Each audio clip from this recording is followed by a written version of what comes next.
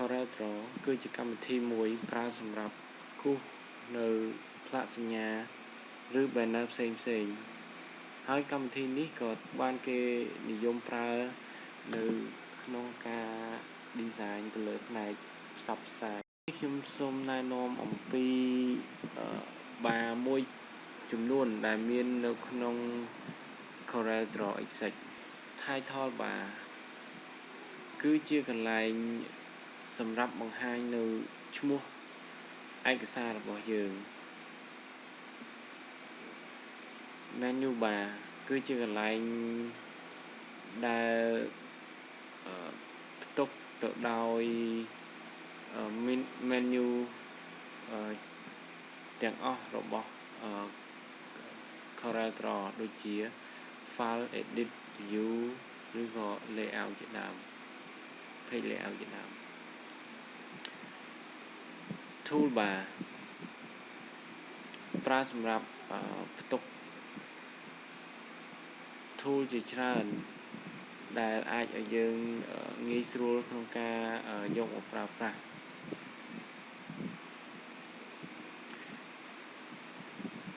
Drawing Window គឺជាតំបន់នៅខាងក្រៅផ្នែក Page Design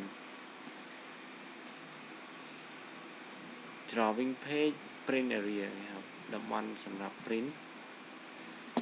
ហើយនឹងDocument Navigator ជាកន្លែងដែលយើងអាច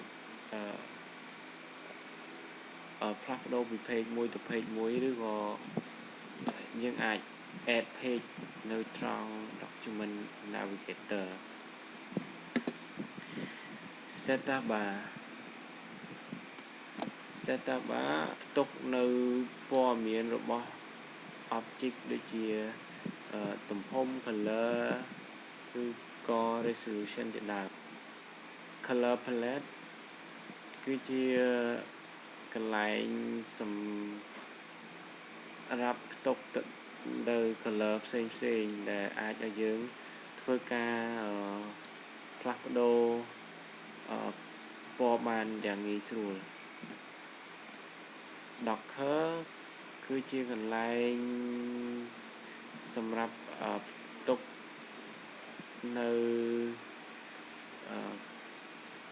command ដែលអាចយកប្រើប្រាស់ឬក៏ការកំណត់ផ្សេងរបស់ tool Property Bar